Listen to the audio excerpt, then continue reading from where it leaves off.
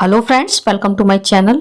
इस वीडियो में आज मैं आपके साथ शेयर कर रही हूँ महाशिवरात्रि की समस्त पूजा सामग्री। महाशिवरात्रि का व्रत फागुन मास के कृष्ण पक्ष की त्रयोदशी को रखा जाता है। यह व्रत कुंवारी कन्याएं, सुहागन स्त्रियां, बूढ़े, बच्चे, स्त्री पुरुष सभी कर सकते हैं। महाशिवरात्रि का व्रत शिव जी का सबसे प्रिय व्रत माना जाता है। चलिए आइए देख लेते हैं महाशिवरात्रि की पूजा के लिए हमें किस किस सामग्री की आवश्यकता पड़ने वाली है। पूजा के लिए हमें चाहिए होगी एक लकड़ी की चौकी या पाटा। मैंने आपको ये छोटी चौकी दिखाई है, आपको पूजा के लिए इससे बड़ी चौकी लेनी है। साथ ही चौकी पर बिछाने के लिए आपको पीला, सफेद या फिर लाल वस्त्र लेना है। क्योंकि इस दिन भगवान भोलेनाथ माता पार्वती का विवाह हुआ था, इसलिए आप चौकी पर बिछाने के लिए लाल वस्त्र भी यूज कर सकते हैं, जो कि माता पार्वती का प्रिय कलर है। अब आपको चाहिए होगा एक शिव परिवार की फोटो या फिर शिव परिवार की मूर्तियां, जो भी आपके पास हो आप वह पूजा में रख लीजिए। इसके बाद हमें चाहिए होगा एक शिवलिंग। यदि आपके पास इस तरह का पत्थर का शिवलिंग है तो आप वो पूजा में रख लीजिए, वरना आप मिट्टी का पार्थिव शिवलिंग बनाकर भी पूजा में रख सकते हैं। यदि आपके पास मिट्टी का शिवलिंग बनाने के लिए मिट्टी नहीं है तो आप आटा का शिवलिंग बनाकर भी महाशिवरात्रि का पूजन कर सकते हैं। अब हमें माता पार्वती को अर्पित करने के लिए चाहिए होंगे 16 श्रृंगार। यदि आपकी सामर्थ्य नहीं है कि आप माता पार्वती को 16 श्रृंगार अर्पित कर सकें तो आप माता पार्वती को 5 या 7 चीजें भी सुहाग के इस दिन दान कर सकते हैं।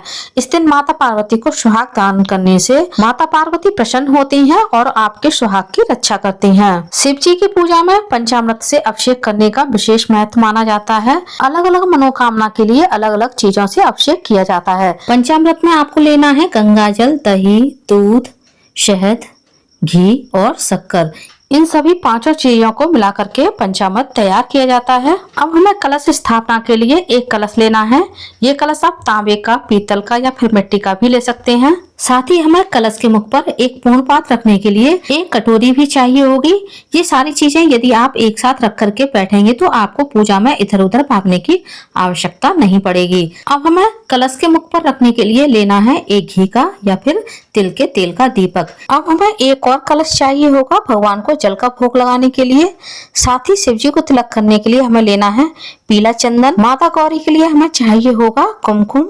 साथ ही हमें कुछ अक्षत लेने हैं जो कि खंडित नहीं होने चाहिए।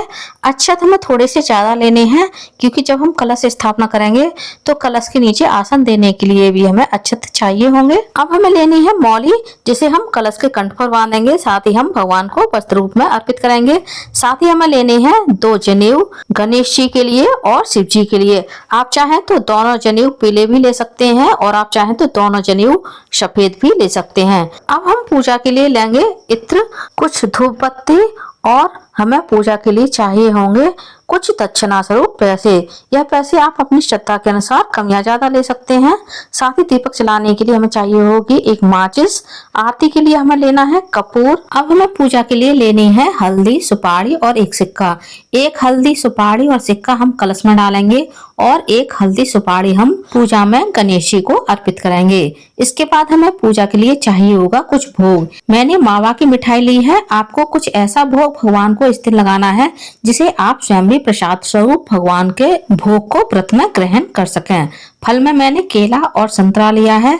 इस दिन आप किसी भी मौसमी फल का भोग भगवान को लगा सकते हैं। महाशिवरात्रि के व्रत में भगवान को अन्न का भोग नहीं लगाया जाता है, इस बात का आप विशेष ध्यान रखिएगा। अब हमें कलश में लगाने के लिए लेने हैं आम के, अशोक के या फिर पान के पत्ते। मैंने अशोक के पत्ते लिए हैं। अब हमें हवन के लिए लेना है एक हवन कुंड। ये हवन कुंड आप तांबे का, मिट्टी का या फिर पीतल का ले सकते हैं। साथ ही हवन के लिए हमें चाहिए होगी हवन सामग्री। कुछ हमें चाहिए होंगी लौंग और सुपारी हवन में अर्पित करने के लिए। साथ ही भगवान को मुख शुद्धि के लिए अर्पित करने के लिए। हवन के लिए हमें चाहिए होंगे भोग स्वरूप अर्पित करने के लिए कुछ बतासे।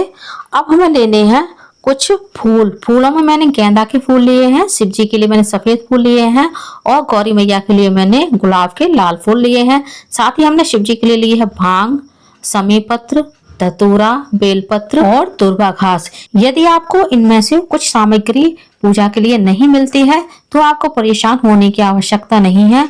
आप केवल 1 लोटा जल और बेलपत्र चढ़ाकर भी महाशिवरात्रि की पूजा कर सकते हैं। यदि आपकी सामर्थ्य है ये सारी सामग्री जुटाने की, तो आप पूजा के लिए ये सारी सामग्री अवश्य जुटाइएगा, वरना आप कम पूजा सामग्री के साथ भी यह पूजा कर सकते हैं। उम्मीद करती हूँ फ्रेंड्स, आपको मेरी महाशिवरात्रि की पूजा सामग्री का ये छोटा सा वीडियो पसंद आया होगा। वीडियो कैसा लगा कमेंट्स करके जरूर बताइएगा, और यदि आप मेरे चैनल पूनम की आस्था पर पहली बार आए हैं तो प्लीज चैनल को सब्सक्राइब कर लीजिए। वीडियो को ज्यादा से ज्यादा लाइक कीजिए, शेयर कीजिए, साथ ही बेल आइकन को प्रेस कर दीजिए ताकि हमारे आने वाली सारी लेटेस्ट वीडियो की नोटिफिकेशन आप लोगों को टाइम से मिल सके। कमेंट्स बॉक्स में हर हर महादेव अवश्य लिखिएगा। धन्यवाद फ्रेंड्स, हर हर महादेव, जय माता दी।